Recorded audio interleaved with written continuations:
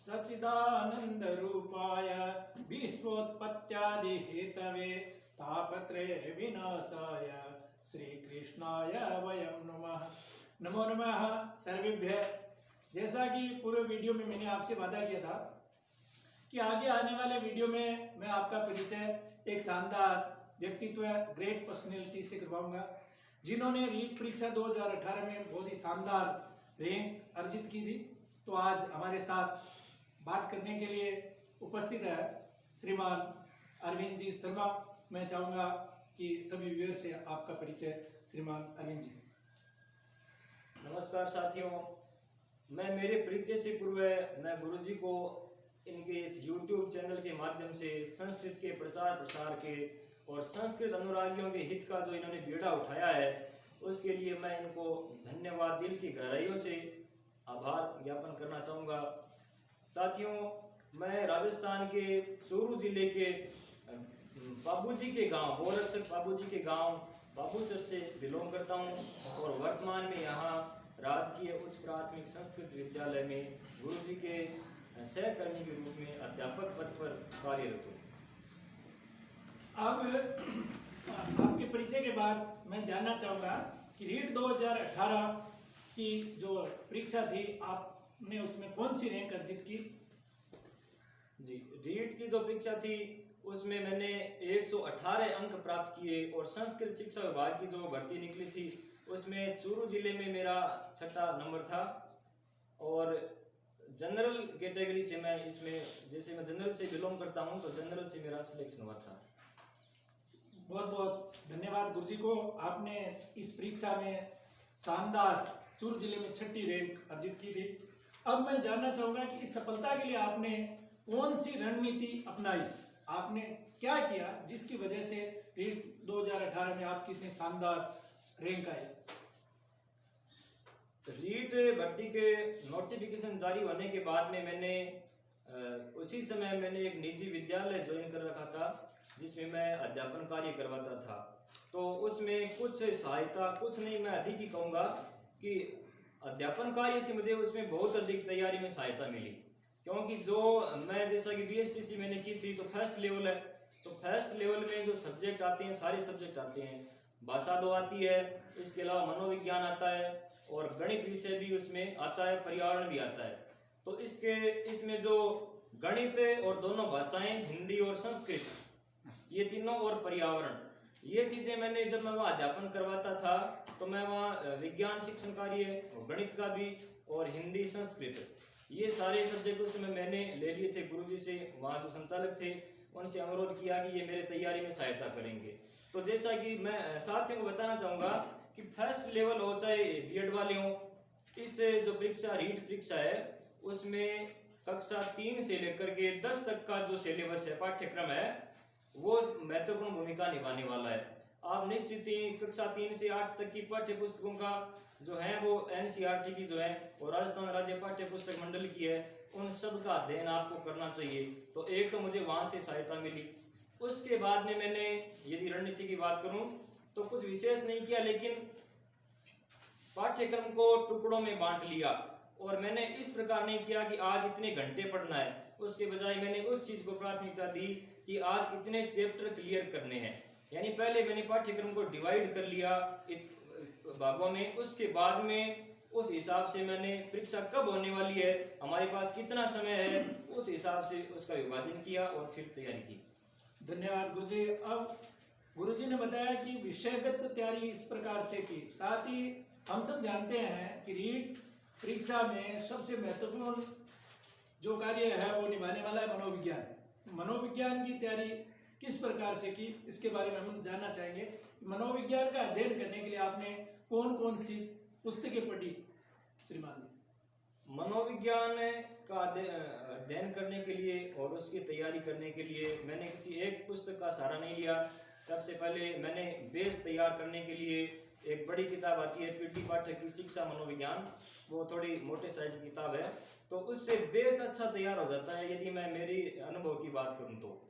उसके बाद में वो पढ़ने के बाद में जो थ्योरी होती है उसमें वो तैयार हो जाती है, हमारी बेस तैयार हो जाता है। उसके बाद में महत्वपूर्ण नोट्स के रूप में यदि कोई किताब है जिसमें केवल सारगर्भित बात हो, सारे सिद्धांत हो, तो ऐसी किताब मैंने एक आती है फर्स्ट रैंक पब्लिकेशन, तो वो दोनों के लिए मेरे हिसाब से फर्स्ट लेवल सेकंड लेवल उन दोनों के लिए उपयोगी होगी। इसके अलावा बाजार में एक प्रभात प्रकाशन से वंदना जादौन की भी पुस्तक आती है, तो उसका भी मैंने अध्ययन किया था। इसके अलावा श्रेष्ठा पब्लिकेशन एक बुक आती है, वो भी मैंने देखी थी। इस प्रकार 2-3 ये मुख्य पुस्तकें हैं। बाकी शिक्षा मनोविज्ञान में मुझे जो भी पुस्तक, जो भी सामग्री मिली, तो मैंने उससे अपने खुद के नोट्स तैयार किए। एक बात मैं बताना चाहूँगा आपको कि हम यदि दूसरे कोचिंग के या किसी अन्य अभ्यर्थी के नोट्स लेते हैं, उसके बजाय आप खुद के बनाए हुए नोट्स को उसमें प्राथमिकता देंगे, वो आपकी ज़्यादा सहायता करेंगे। गुरुजी ने बताया कि मनोविज्ञान की तैयारी कैसे की। अब हम जानना चाहेंगे कि गुरुजी हिंदी के बहुत बड़े विद्वान हैं।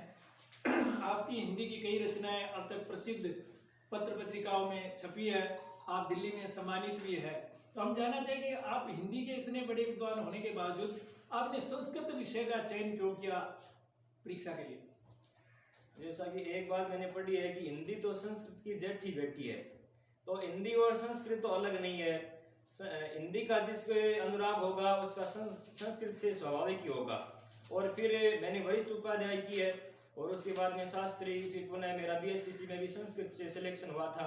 तो संस्कृत तो बैकग्राउंड में मतलब पृष्ठभूमि वही रही है। और फिर मैंने जैसा कि बताया कि मैंने अध्यापन कार्य पहले निजी शिक्षण संस्थान में, वो भी संस्कृत भाषा मैंने उसमें पढ़ाई है और हिंदी भी पढ़ाई है। तो संस्कृत तो मैं बेस था मेरा, तो वैसे भी मेरे लगभग तैयार थी। बाकी मैंने उसके अध्ययन के लिए भी जैसे कुछ किताबें सहायक है, एक सरल भाषा में आती है, सरल संस्कृत भाषा मार्गदर्शिका मिश्रा पब्लिकेशन से आती है, वो पुस्तक मैंने पढ़ी और इस प्रकार संस्कृत में मुझे उससे खूब सहायता मिली। संस्कृत विषय चयन करने का कारण बताने के बाद हम जानना चाहेंगे कि संस्कृत में चयन कराने के लिए व्याकरण की सबसे महत्वपूर्ण भूमिका है। तो व्याकरण विषय की तैयारी आपने कैसे की? साथ ही शिक्षण विधियां जो है वो आपने कैसे तैयार की, इसके बारे में बताएं श्रीमान। व्याकरण तैयार करने के लिए पहली चीज अध्यापन कार्य में मेरे को खुद यदि अध्यापन करवाना है तो स्वाभाविक बात है कि अध्यापक पढ़ करके ही वो करवाएगा, तो वो मेरे पहले से उस समय तैयार थी। उसके बाद में जब तैयारी की बात आई, जब रीड की, तो उसमें मैंने 2 पुस्तकें पढ़ी थी। उसमें एक लक्ष्य की संस्कृत आती है और दूसरी मैंने बताई मिश्रा पब्लिकेशन से बहुत अच्छी शानदार किताब आती है, उससे बहुत सहायता मिलेगी। तो मैंने उन दोनों से संस्कृत की तैयारी की। अब वीडियो के आखिर में हम जानना चाहेंगे कि रीट परीक्षा 2021 की तैयारी करने वाले जो भी हमारे भाई बहन हैं, जो इस चैनल को देख रहे हैं, बराबर इस चैनल को विजिट कर रहे हैं, उन सब साथियों के लिए आपका क्या संदेश है, जिससे कि निश्चित रूप से यानी उन्होंने जो टारगेट बनाया है उस टारगेट को अर्जित कर ले, उनके लिए आपका क्या मैसेज है? मैं इस बार रीट परीक्षा जो अप्रैल में, जैसा कि माननीय मुख्यमंत्री जी ने घोषित किया कि अप्रैल में होने वाली है, हमें पहले ये ध्यान देना है कि हमें परीक्षा तिथि पर नहीं जाना है कि अप्रैल में हो ही जाएगी, वो चाहे बाद में हो चाहे पहले हो। मतलब ये इन्होंने घोषणा की है कि अप्रैल में होने वाली है, तो निश्चित है कि अप्रैल से पहले तो नहीं होगी।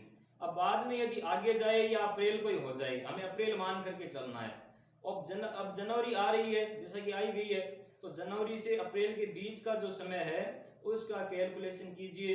अपने सिलेबस पर एक आप पूरा अवलोकन कीजिए उसका कि कितना सिलेबस हमें कवर करना है। सिलेबस में यदि देखें तो फर्स्ट लेवल की यदि मैं बात करूं, मैं फर्स्ट लेवल से हूं, तो दोनों भाषाएं आपको तैयार करनी है। इसके अलावा गणित भी आने वाली है, तो आप गणित के लिए सारा जो एनसीईआरटी का कक्षा 8 से 10 तक 6, 7, 8, 9, 10 ये है, इनकी सारी गणित देख लीजिए, उसको भी देखिए, पाठ्यक्रम में रखिए। साथ ही भाषा मैंने बताई दी, पर्यावरण हमारे जीके सारा कवर करता है, पर्यावरण में विज्ञान भी आ जाता है, सामाजिक भी आ जाती है और जीके राजस्थान का आता है, तो इनको भी आपको सिलेबस में मानना है। ये सारी चीजें मानकर आप देख लीजिए कि इतना सिलेबस होने वाला है, ये पुस्तकें में चयन करनी है। उसके बाद में रणनीति बनाइए कि दिन में मुझे ये चैप्टर क्लियर करना है। एक साथ सारे सब्जेक्ट यदि आप नहीं पढ़ें तो कम से कम मैं ये कहूँगा कि जीके जो पर्यावरण है उसको आप लगातार अभी से शुरू कर दें। आपकी रणनीति में जीके का जो अध्ययन है वो निश्चित ये विषय शुरू होना चाहिए, क्योंकि बाद में यदि आप करेंगे तो पीछे की चीजें भूल जाएंगे, पहले करेंगे तो बाद में भूल जाएंगे। इसलिए दिन में आप यदि पढ़ते हैं तो एक समय का एक हिस्सा आपको जीके की तैयारी के लिए निकालना है, और फिर दूसरे हिस्से में यदि आप पढ़ें तो फिर गणित या भाषा का अध्ययन या शिक्षा मनोविज्ञान, ये सारी चीजें पढ़ सकते हैं। और अपने पर आत्मविश्वास रखना है कि निश्चित ही मेरा सिलेक्शन गारंटीड होगा ही होगा, आपको निश्चित सफलता मिलेगी।